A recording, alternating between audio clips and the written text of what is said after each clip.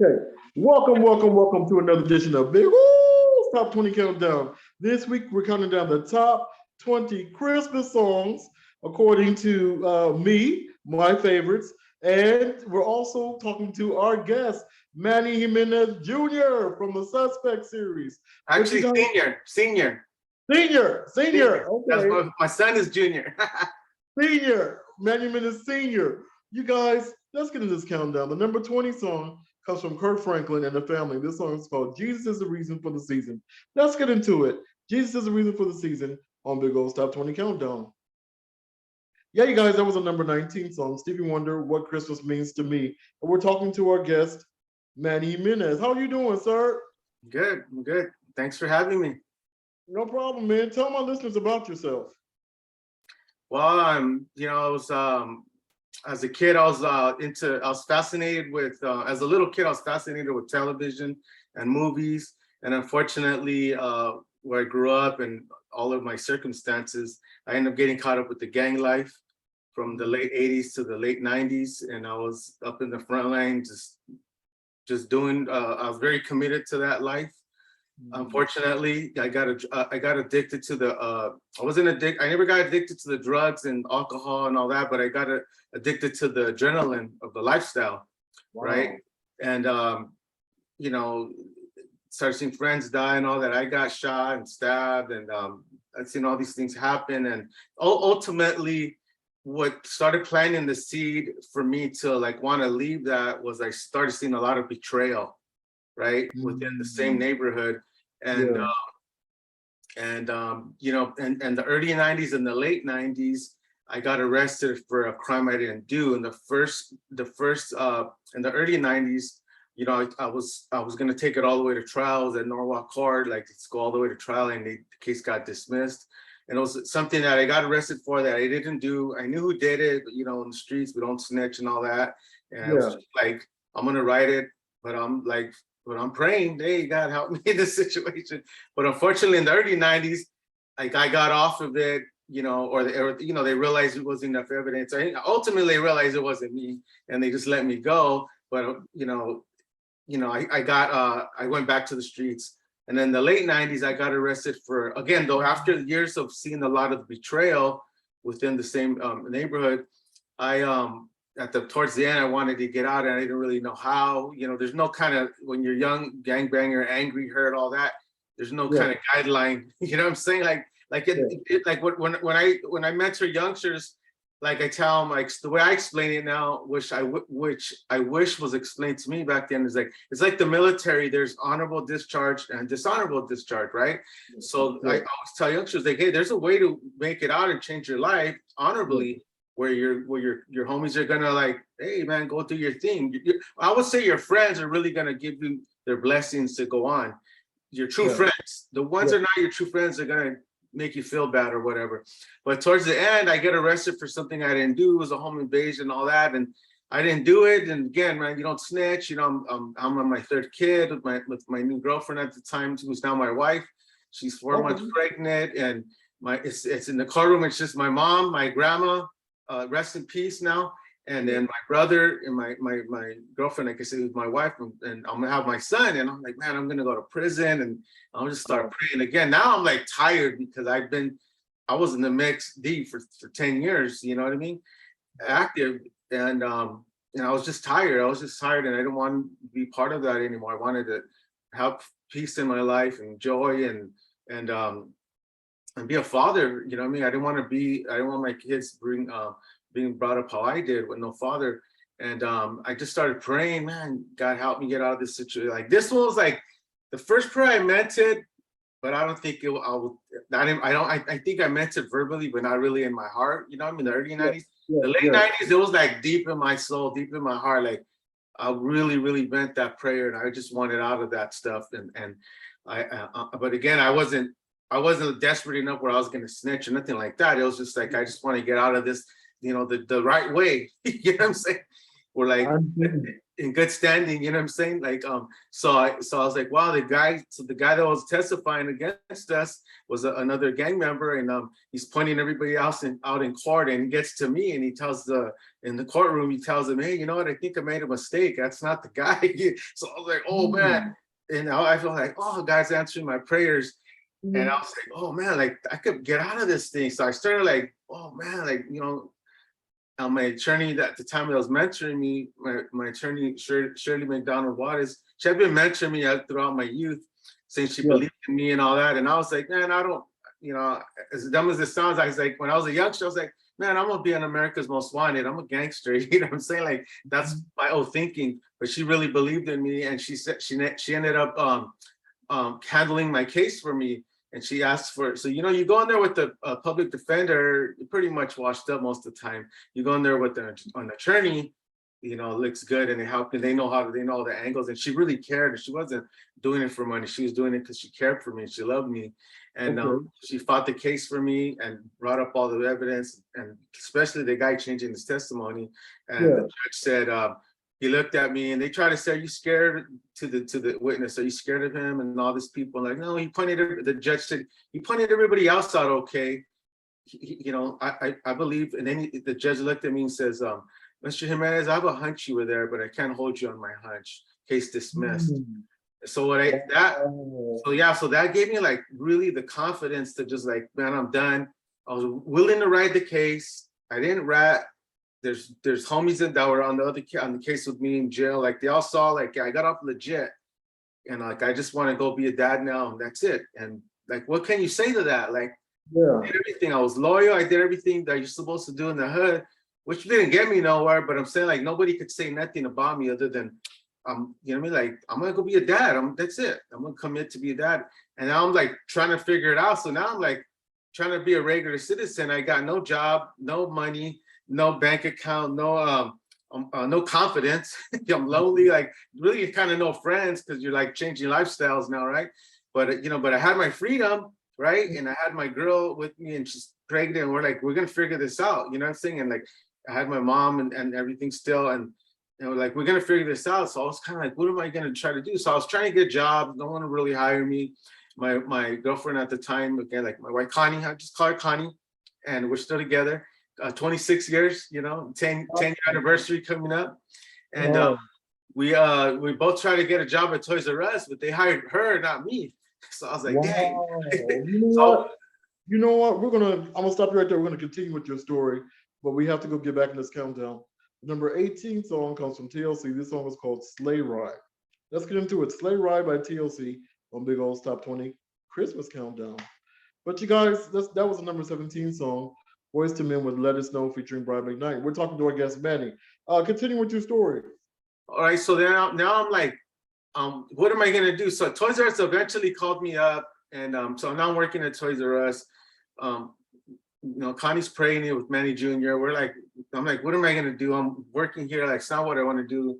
Thought about the military. I was like, I don't like waking up early. And I thought about going back to school. I was like, I ain't trying to go back to school. I was just trying to figure out what I'm gonna do. So I would come home after Toys R Us and watch Jay Leno and watch interviews of Will Smith and Robert Duvall and Quentin Tarantino, a lot of artists, but them three stood out to me. And ultimately, you know, I had no confidence of like, it's like, oh, you know, I have a background, you know, I have a criminal record and all that. And you know, they always ask for that, and then you end up getting like a job that you're not really happy with, you're not fulfilled. And Toys R Us was cool, but I was like, you know, I mean, like, I'm about to have my third kid, you know what I'm saying? And it was a part-time gig, and it helped me a lot. It built my confidence working in society and following all the law and the rules. But I was like, man, it wasn't like fulfilling, you know? It's like, what am I gonna do? And so watching these interviews, I'm like, I gotta go to Hollywood, you know? And then Tarantino said, but I was still like lack of confidence, but Tarantino said something like, he was promoting Jackie Brown. And that's why Jackie Brown is like I love the movie, but it's a very special movie, you know, because that was the year like it came out, and I'm following Tarantino's story, and I'm getting like sparked up and motivated to like chase this Hollywood journey. So my girl was like, we had this plan, is like, hey, look, borrow your mom's car. Remember, I didn't have a license either, so that was another thing, you know, or a car. So it's like, you're gonna drive me to Hollywood, and I'm just gonna jump off on movie sets. Because I remember when we were kids, my mom would always see movie sets and get all excited. It's like, oh, there's a movie. You know, you see the big trailers and all that, and so like it's exciting to this day. I've been in it 26 years, and it still excites me. So she would drive me around Hollywood, and the plan was I go, I'm gonna get off the car and just keep driving around until I come back out. That was the plan, and I'm just gonna keep crashing movie sets.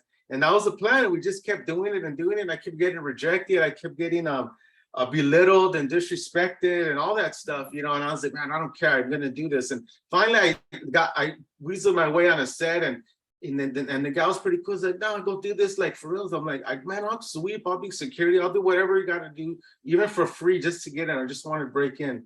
And ultimately they shushed me away. And now I'm waiting for Connie to come back up, and I see this white dude with dreadlocks just kind of smoking a cigarette, just kind of chilling. And I was like, hey bro, like, how do you break in, man? And he's like, I don't know, man, I'm just an extra. I'm like, oh shoot, I want to be an extra. Like, give me the hookup, you know?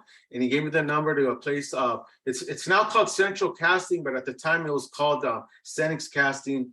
Long story short, I call up, I get in. They didn't ask me for a background check, and my first job was this movie called Deep Impact with Morgan Freeman. I go on as an extra, and I see all the buffet and the free food and all, like, oh hell man, I'm gonna do this forever. You know what I'm saying? Like, like free food, and they don't ask for background check, sign me up, you know what I mean?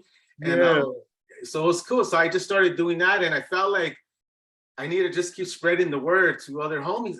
Like, man, this is like in our backyard, and you know, we're in LA, it's 20 minutes away from the hoods around here. Like, how come nobody, like, not a lot of homies know about it? Like, we knew of Danny Trejo, you know, and we knew of and Emilio Rivera started coming up around that time, but there was no like programs for like homeboys to come to kind of break in and teach us the steps, you know.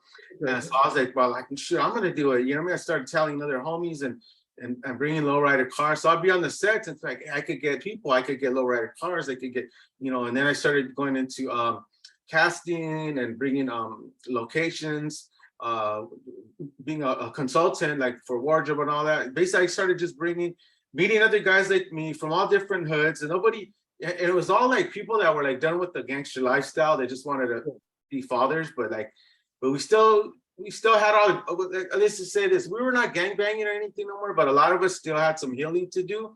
And a lot of us had, we still had a lot of bad habits, including myself, you know what I mean? Wow. So we were just like, hey, you know, how we like trying to maneuver, figure it out, and we're making all these mistakes. But the thing is that we had each other's back. There was a lot of love there. We're united. And there was people, like I said, from all the different neighborhoods, different races. And we were just like, it was all positive. And I remember like one of the times, you know, we walked up on a Snoop Dogg and Nate Dogg video. Okay. And coming from a Mexican neighborhood, you know, the race stuff in jail and all that. And you're coming, and I'm like, and we're filming at Civil Brand, right? It's a jail, but even though it's a women's jail, it's closed down for filming. But we're like, so I thought like, and there's a gang of homies over here, and you got Snoop, Nate Dogg, and all their boys, and I thought it was gonna be like, you know, some type of situation. But next thing you know, it's like everybody was like straight up love. It was the arts. And they're like, hey, the essays, what's up? You know, and I was like, oh man, it was like even more cooler, because I was like, man, this is real cool. Like Snoop and them, they're giving us love, you know, Nate Dogg, and we started working on 50 Cent's videos and Cypress Hill videos. And it was like we never had no issues, like nothing, you know what I mean? It was just straight up love for the art. So that was like, man, that was just like, I really was trying to like get this going with all of us. And then, you know, then it led into like forming a LLC and creating Suspect Entertainment. I have friends and mentors that helped me. And do you have a question? Or? I'm sorry. Oh, wow. Yeah. So basically became like a kind of like a little side hustle, became a business. And then I started becoming a manager for them, where I was like their manager. So they went from like doing stunt role. Well, even me, we started off doing like background and stunt roles, then like a couple of one-liners on movies and TV shows. And then now I'm doing consulting like on big movies like Training Day, right? And, wow. And like we're on this giant Warner Brother movie, like Denzel wins an Oscar. Like, it's crazy, you know what I mean? And, so cool. Yeah, and then some of the guys started like popping off, getting speaking parts and all that. And you know what? I'm gonna pause you for a second, because we gotta get back to this guy just for 1 second. Don't worry. we're gonna come back to you. I want you to continue with your story. But you guys, the number 16 song comes from Mary J. Blige, and this is featuring the Clark sisters. This song is called "The First Noel" on Big Old Top 20 Countdown. You guys, that was another one of my favorite songs. BB and CC Wine is at number 15 with Jingle Bells.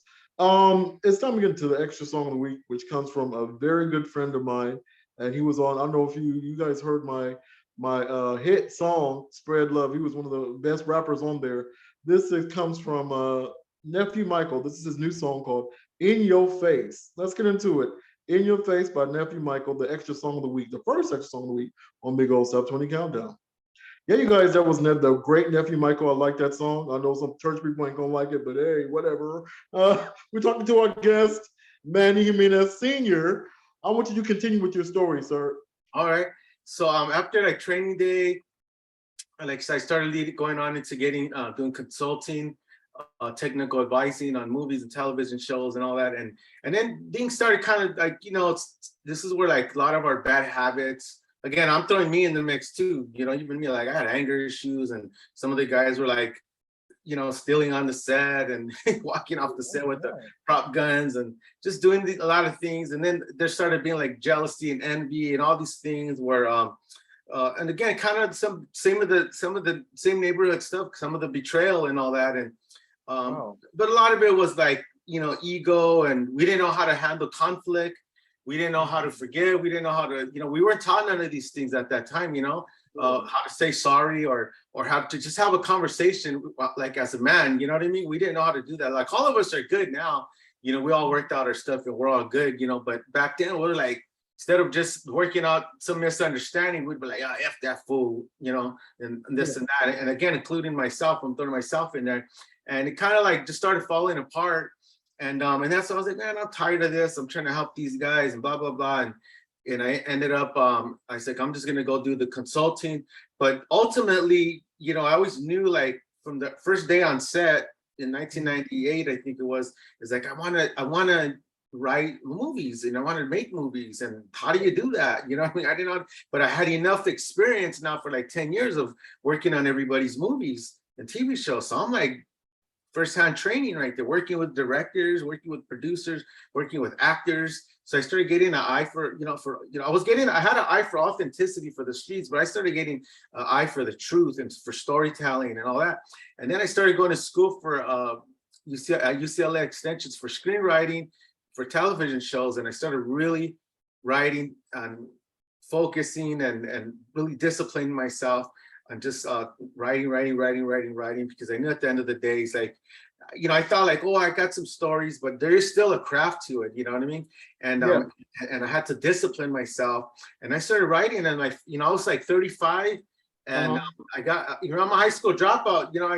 I quit school early and all that, went to jail. But so now I'm at the school for screenwriting, and I get my first ever A+. And I'm like. Okay. And I was excited, and I got that built my confidence. It's like, I gotta, and I know that I worked hard. So I started like, man, this thing really works if you apply it yourself, you know what I'm saying? Like, if you discipline, it really works. So now I'm like excited. I'm even working even harder and harder and harder. And then, we started getting press and magazines and TV shows and all that. And then I started getting approached to do my life into a series. And I started going around town to HBO, Showtime, Sony, a lot of studios, and that was exciting. But ultimately, it was like, in my heart, I knew it wasn't right, the deals, it was not, it was like kind of like a buy my life rights type thing. And kind of benched me. And I was like, I want to be part of it. I want to write, I want to direct. And they're like, well, you haven't done anything. So I'm like, okay. So my partner and I at the time, we showed us one of our scripts to the producer of Boys in the Hood, which is named Steve Nicolaitis, and he mentored us, and he said, look, if you guys want to be writers, directors, like get 10 pages out of your script, raise some money, and go make something so you have a sample of what you could do. So we started focusing on that, and we did, and people started, and it worked because people started taking us serious as filmmakers. So then I did another sample. I wrote another little short and directed it with my crew, with all my friends. And some of the actors that I used to manage, I said, hey, I'm not going to manage no more, but I'm going to write and direct, and I'm going to write and direct stuff for you guys. And since we already had that rapport, and I managed them and all that, and some of them went on to be in, you know, Breaking Bad, Fast and the Furious, Wow. like a lot of TV shows and movies, but those are like two of the big names ones. So they ended up being, some of the guys really took off, and tons of commercials and videos. But then, so now I'm writing and directing, and then I'm like, I'm gonna go write the Suspect story myself. So I started writing the Suspect story, and I always was writing like drama. You know what I mean? I was a big fan. A friend of mine told me about, my friend Steven Stickler, rest in peace. He gave me the box DVD set of Sopranos, and that like changed everything for me. I was like, whoa. That's Wow. like mini movies. Those are all like mini movies. And so now I'm like, I'm gonna start writing drama. And ultimately, when I started writing the Suspect story myself, because they didn't really want me part of it, and the way that I wanted to be part of it, I started writing it and reflecting on all the things that kind of happened to me through the Suspect journey, and things, me bumping heads with a lot of the guys, me getting belittled on the movie set from certain people or whatever. And as aggravating as a lot of that was, and a lot of the times it made me angry, when I started writing it, it ended up being pretty darn funny. You know what I'm saying? So my teacher, she's like, I didn't know you could write comedy. I said, oh, I didn't know either. Just I'm starting, next thing you know. So now I'm like, I got this script, this big entertainment story, and we're trying to shop it around. People are not getting it, and some are, but you know, they, a lot of times, you know, they want a star and all that, and I'm like, no. And I'm still doing, like, the whole time I'm going to school for writing and all that, I'm still doing mentoring.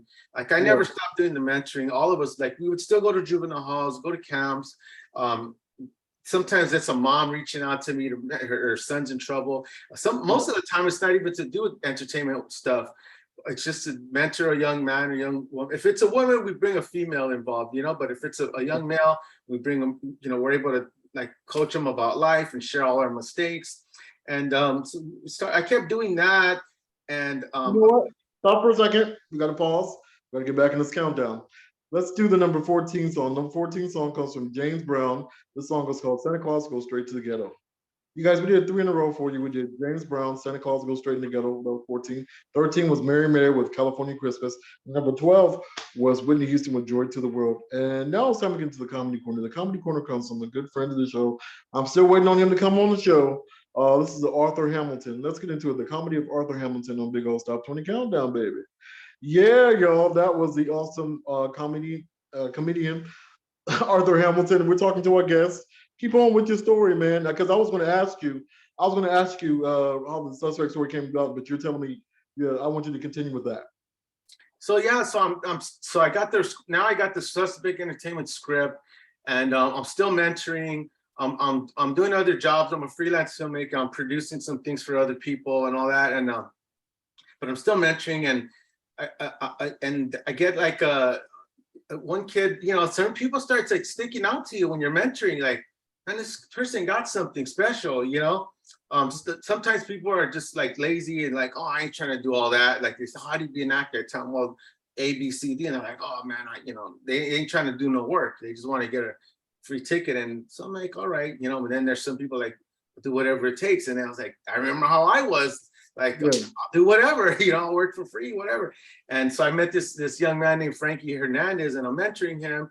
And he's like, man, I stayed home all weekend and did this thing 100 times. And okay, I'm like, well, go to this acting coach and try this acting coach. And, you know, and he's like, he's doing the work and he's doing the work. And he's like, man, and next thing you know, I'm like, hey, you know what? Like, I started thinking, I'm like, this guy he's short like me, you know, and he got like that swag, and he's about my age when I started.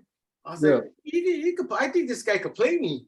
I started telling my wife, I think he could play Manny for the Suspect script, you know? So I'm like, hey, take a read on this and let's talk about it. And he's like, oh man, I loved it. It's, you know, we have similar stories, because he was fighting a case, and he, you know, he got a miracle and got out and changed his life around. And so did I. I'm like, bro, like, well, let's try to do it.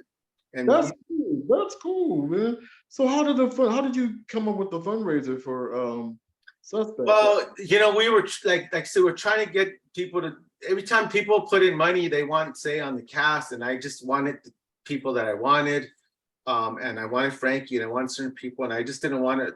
I wanted it authentic, you know.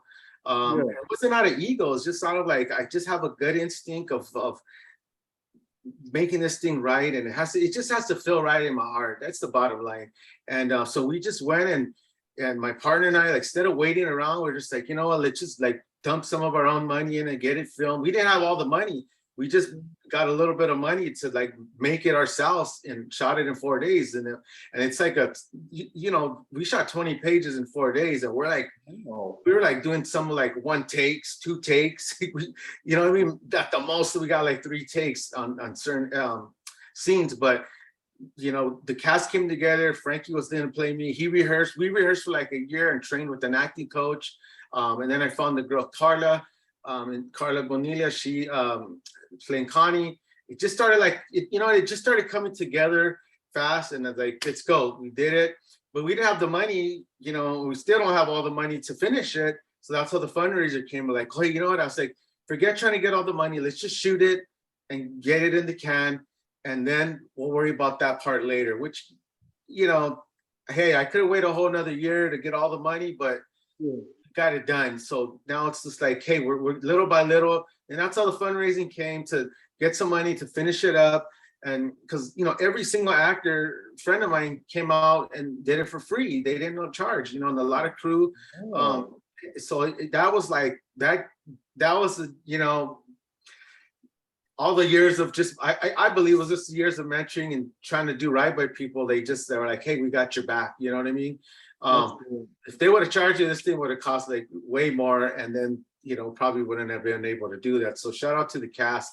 So that's where we're at. So, we have an editor doing a rough cut for us, and we're trying to raise some money. None of this money is, it's not my money. It's not going to it's going to production to pay people to get this thing done. All the technical stuff. There's a sound mix, color correction, marketing. I mean, there's just so many things to be paid. But whatever we get, like 26 years, I'm still going. Nothing, I'm just gonna make it happen. And whether we get it on the network or we do it privately and we do a web series, I mean, I think we have something special. I truly think we have something special, and it's ultimately about helping people and changing lives, Yeah.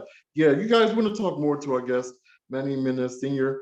But let's get back to this countdown. The number 11 song comes from Vanessa Williams. The song is called What Child Is This? Let's get into it. What Child Is This on Big Stop Doing a Christmas Countdown, baby. Yeah, y'all, we did. That was the number 10 song, The Temptations. Silent Night. That's the ultimate Christmas song right there. I should have made that a little bit closer to the top, but hey, it's one of my favorites still. You guys, it's time to get to the second extra song of the week, which comes from who? Me. This song is called Spread the Joy at Christmas Time. It just came out a couple of years ago, and I thank you guys for supporting it. So let's get into it. Spread the Joy at Christmas Time. Extra song number 2 on Big Old Stop 20 Countdown, baby. Yeah, you guys, that was my song, but we're talking to Manny Jimenez Sr. You were telling me that the fundraiser, your ultimate goal is to, what is your ultimate goal for this project? Well, the ultimate goal is to make it, to make this 20-minute pilot look like $1 million project, like on the Netflix standard. We feel like it's pretty damn good.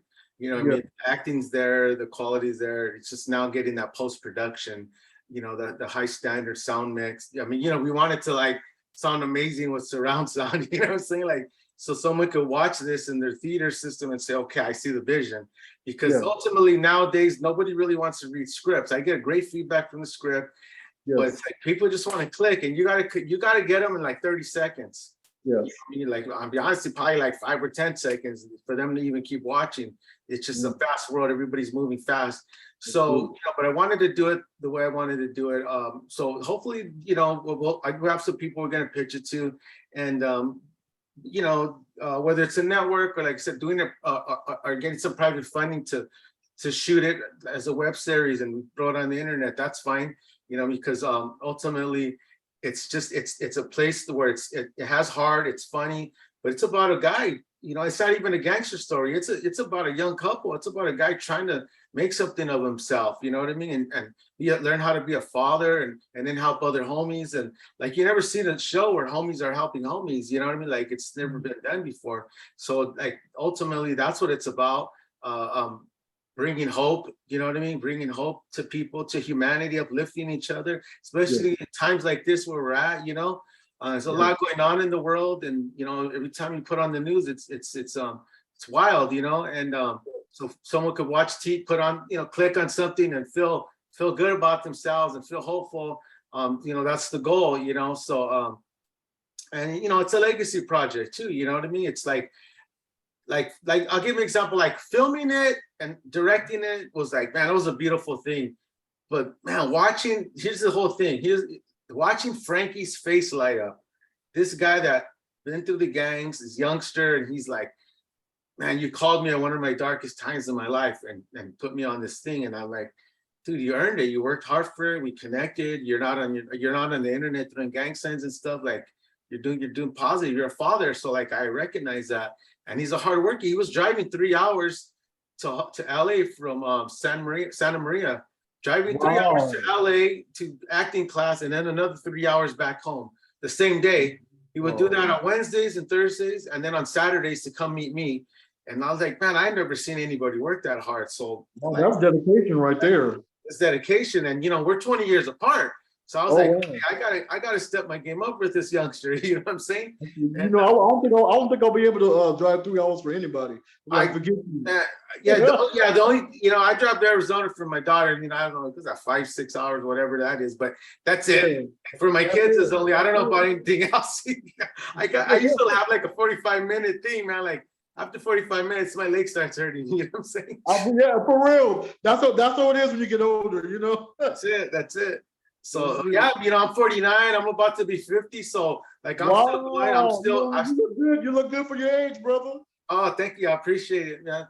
And I'm trying to, like, you know, I was on the treadmill like an hour ago and doing some weight.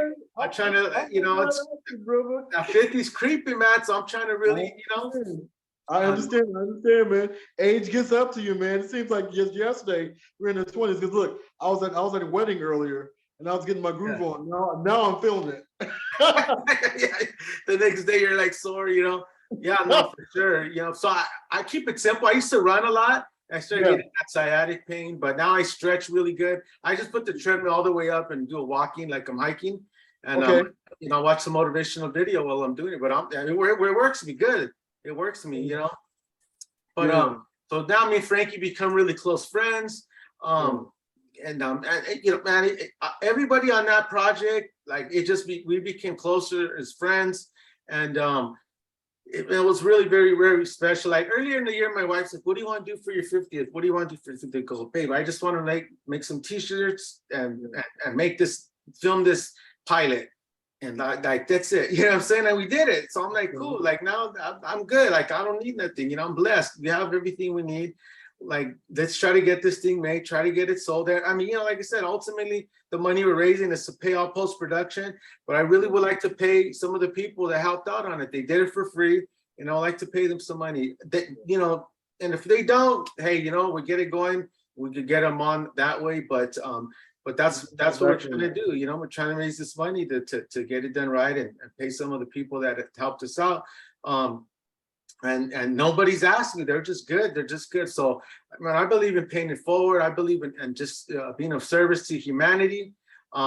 Just trying to, like, you know, I lost my parents and my stepdad and my grandma, and I'm like, I used to feel really bad. Like I wasn't a good son. I didn't get to honor them when they were alive. But, you know, my mom saw me change my life, and I came to the conclusion and found peace with their death that, you know, even though they're passed on, I could still honor their legacy. You know what I mean? And just try to be a good person, try a better husband, a better father, better neighbor. You know, just have kindness in your heart. And you know, that was when I always tell my mentees, like, oh, look, man, just treat everybody like it's your favorite celebrity. You can't go wrong. You know what I'm saying? Like, that's right. You guys, we're going to talk more to our guest, Manny Jimenez Sr. Let's get into the number 9 song. The number 9 song comes from the Jackson 5. Wow, Santa Claus is coming to town. Let's get into it. Santa Claus is coming to town by the Jackson 5 on Big Old Top 20 Countdown. Yeah, you guys, we did 3 in a row. We did the Jackson 5 with Santa Claus is coming to town. Number 8 was Stevie Wonder with Someday at Christmas. Number 7 was a Nat King Cole with the Christmas song. Oh, I know that song. Now Yeah, I'm Make telling me you. cry, man. I'm telling you. And now it's time to get into the independent song of the week. This song actually was on the countdown last year, but this year, because I decided to put in Kirk Franklin, I decided to like make this an independent song of the week. This is my song. You guys love it. You guys have made it a hit. And this song is called A Joyous Christmas. Let's get into it. A Joyous Christmas by me on Big O's Top 20 Countdown, baby. Yeah, y'all, we did. That was the independent song of the week. I know they all grooving to it. I was grooving to it too. I still am grooving to it 6 years later. But we're talking to our guest, Manny. Man, you're a family man. You're doing The Suspect. You're the head of the studios. Am I correct? What do you mean? You're head of the Suspect Entertainment. Well, so yeah, Suspect. We closed Suspect, the management company. So now Okay. it's a script and a project. So yeah, I was the CEO. Oh, you closed it. You Yeah, closed it. I don't do the management thing anymore. Why'd you close it? Well, because it just like it was just fell apart. All the like I was telling you the story, the guys, everybody just doing their thing, and I was like, I'm gonna go learn how to write and all that, and I stopped doing it, but I kept mentoring, so I just kept doing that. So the project that we're doing is now a script. It's now the story. You know what I mean? It's the Suspect Entertainment story. So I'm telling the story of everything that happened, right? Okay. Story. So that's where it's at. So, but you know, ultimately, I wanted to become a writer and a director and a producer. So, it's going the way that I originally wanted to do. It didn't go the way I thought it would go. You know what I mean? Yeah, that's life. But yeah, that's just life. But like, regardless, I got the Suspect project, and I'm through the Suspect project now. I'm still able to mentor with or without any suspect. I'm still able to mentor, but with the project, I'm able to mentor and give people work. You know what I mean? And that's awesome. okay. You get what I'm saying? And now I can hire them versus, because as a manager, I'm trying to get them auditions for other people's jobs, other people's gigs, right? Other projects. But now if I have my own project, I could have them audition for me, and whoever's right gets the role. And that's kind of what I've been doing, you know? Would you ever go back to just being, after this project, would you ever go back to being a manager? Or do you want to do more projects after this? Well, I'm always going to, like, for the rest of my life, as long as I'm breathing, I'm always going to mentor, right? I'm always going to mentor people at any age, whatever they want to do, to whether they want to break in Hollywood or they need advice about life. I'm always going to do that. So that's a given. I might, you know, I mean, look, I'm working closely with Frankie, you know, and practically, you know, I'm kind of managing him in the sense that guiding him, but it's a full-time job. And, you know, to answer your question, I might, but I will do it different. I'll do it smarter, and I'll be very strategic and keep it really small. But the ultimate goal is, you know, is to have, like, say I'm managing like 5 people, right? And I have a project, you know, and then I'm mentoring another 10 or 20 people, and we still need a project to help get them work. You know what I'm saying? Like, so like, you know, if someone's mentoring, like, so we had a lot of first-time people on set that wanted to come on and do production assistant work. So like, we put them on the set. Okay, hey, you know, let's get you on the set. Though some worked really hard, and some it wasn't really. You kind of could tell really wasn't for them. And some was like, I love this, I want to keep doing it. Wow. So then you can help them grow. And the ones that really wasn't for them, you could still guide them and say, well, let's find out what is for you. What does tickle you? What does tickle, or you know, scratches that itch for you? You know, maybe it's doing something else. You know what I mean? So we just kind of find that, because once you find that thing, so like for me, I told you the gangster life was the adrenaline. You know, I love the adrenaline, and obviously when people start dying, you know, that's not cool. But the movie business life and filmmaking, I get the same adrenaline even more now, because like, I don't have to worry about you know, somebody going to jail, somebody dying, or any of that. It's like the adrenaline's there, and it's helping people. Like, man, it's like blessings over blessings. You know what I'm saying? And so yeah, so that's the ultimate goal, is to have a project, a series, movies, a few things. I have more movie script and TV shows, other ideas that are coming together. But it's like, get them work, because I can manage all day long, but like I said, we got to create projects for them, you know, create an opportunity for them, for ourselves, for myself. We can't just keep waiting around, you know what I mean? And for people to like knock on our door, like, it ain't gonna happen. I mean, sometimes still people get lucky, but you know, what I noticed that people that get like that, like say quote unquote discovered, they Uh-huh. don't have longevity most of the time. You know what I mean? Okay. They get discovered and they get on one or two things and then they fizzle out. And then you Yeah. get somebody that like really train and really grind and then they got a big break. Now they know how to like manage that and keep that going. You know what I mean? They keep the longevity going and how to book work and how to be selective of which scripts they take on. You know what I mean? Because it's not about just working on any project. Eventually, you want to be strategic and work on certain things. You want to, to me, like the next thing I work on has to be better and better and better. You know what I mean? Yes, The yes, house yes, yes, yes. quality, not quantity. I'm with you. I'm with you. I'm definitely with you on that. Uh, but you guys, let's get back in this countdown. The number 6 song comes from Whitney Houston. The song was called "One Wish for Christmas." Let's get into it. "One Wish for Christmas" by Whitney Houston on Big Old Stop 20 R&B Christmas countdown.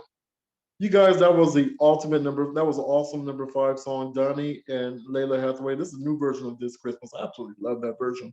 This actually recently came out. But y'all, it's time to get into the old school gem of the week.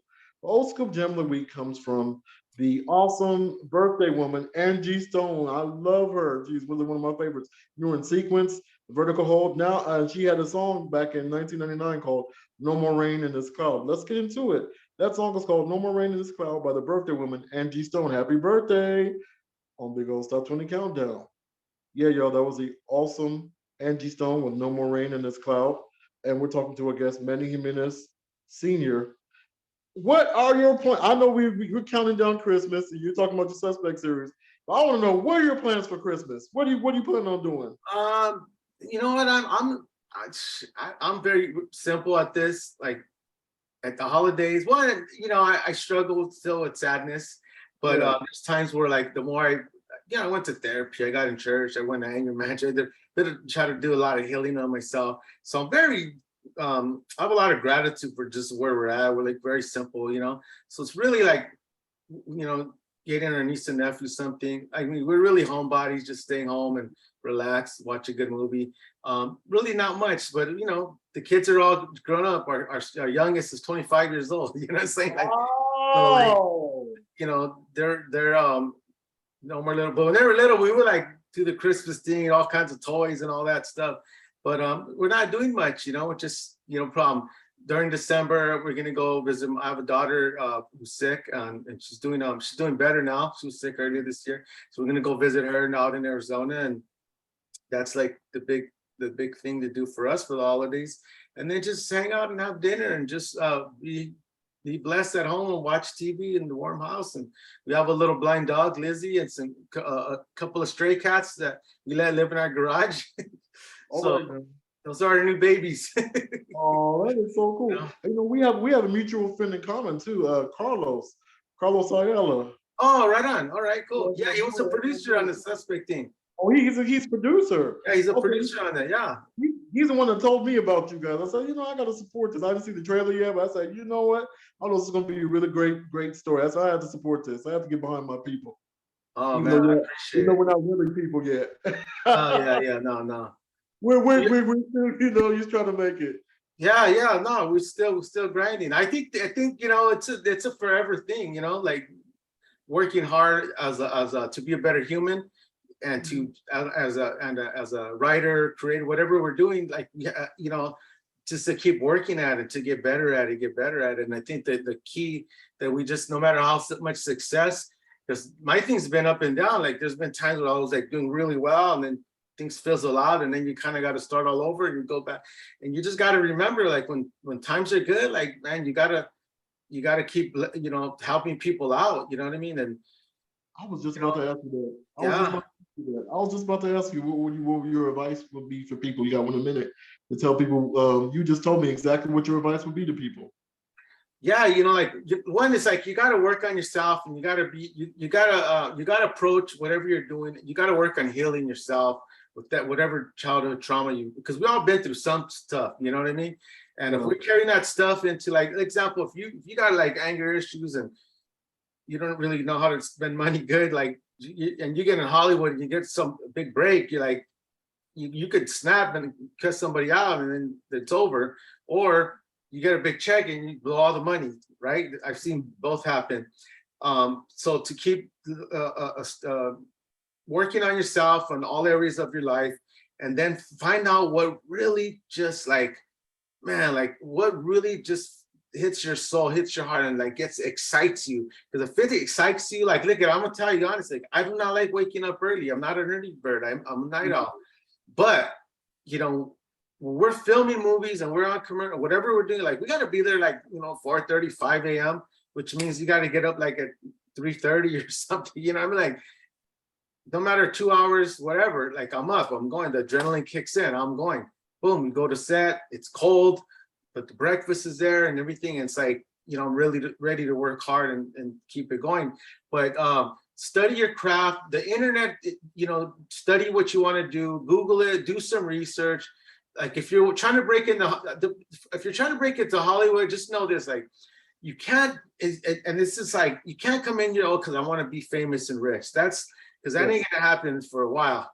Yeah. You got to work hard, and you got to really love the craft of acting, writing, and directing. You got to love that for the reason, like even me, when I thought, I was like, I want to be a director, blah, blah, blah. But I think I wanted it for the wrong reasons, more ego, But when you get older, you start like, what, I want my story to connect to people, right? Okay. And if I could help somebody and they could give them hope, right? Then that's the goal. So you got to have like your real goal there, That's some awesome advice. That's some really, really awesome advice, and everybody needs to heed that. We're gonna talk more to you. I want to talk more to you. But we gotta get back in this countdown. The number 4 song comes from the Clark Sisters, one of my favorite. This song is called Celebration. Let's get into it. The Clark Sisters Celebration. You guys, we did 3 in a row for you. We did the Clark Sisters Celebration. Number 3 was Sounds of Blackness with Soul Holidays, one of my favorites. Number 2 was In Vogue with Silent Night, the Happy Holiday Mix. I love that one. And you guys, now it's time to get into the number 1 song. We made it, y'all. This song has been number 1. This number 1 album has been number 1 for a while. The past 1994, 28, 29 years, 28 years. This is one of the songs from the album Merry Christmas. This song is called Jesus, Oh What a Wonderful Child by the awesome Mariah Carey. Let's get into it. Jesus, Oh What a Wonderful Child by Mariah Carey. Number 1 on Big Top 20 R&B Christmas album. Christmas countdown. Let's get into it. Oh, you guys, that was an awesome number 1. I like when she goes, G, take us to church at the end. I love it. I love it. I love it. We're talking to our guest, Manny. Give everybody your contact information. Yeah, well, the best way is Instagram, Manny Jimenez, Jimenez, Senior, SR, Manny Jimenez Senior. That's TikTok, Instagram, YouTube. But Instagram's the best way to get a hold of me, through DM. And then the Suspect Instagram as well as another one we started, Suspect the Series. And on there, in the link in the bio is we got 10 days left to raise a little bit more money. So whatever everybody could do, like again, it's to help keep our mission going, to create projects to ultimately save lives. And that's what we're gonna, that's what we're doing. And I appreciate you. Thanks for having me on. Thanks for donating, man. From the heart, it means a lot. And my pleasure. I want to say thank you to Manny Jimenez Senior, our guest. I also want to say thank you to all the guests, everybody who's been supporting the show for the past 7 seasons. I think this show is our 244th show of the series. I'm so very, very grateful to every single one of you all. Thank you also to the Block Radio FM, Small Motion Radio. We recently reunited with Kill Radio. I'm glad about that. And Spotify, Apple Podcasts, everybody who is seriously jamming to this and seriously has been supporting me for the past 7 seasons. I want to say thank you. And the thought for the week is always have a goal and you will achieve it eventually. You guys, let's get into the gospel song of the week. We end this with the gospel song of the week. The whole count has been kind of gospel, but let's get into it. This song is by the Queen of Gospel, Mahalia Jackson. This song is called Go Tell It on the Mountain. Let's get into it. May God bless you. May God keep you until we meet again. And that is the end of the episode. Yeah.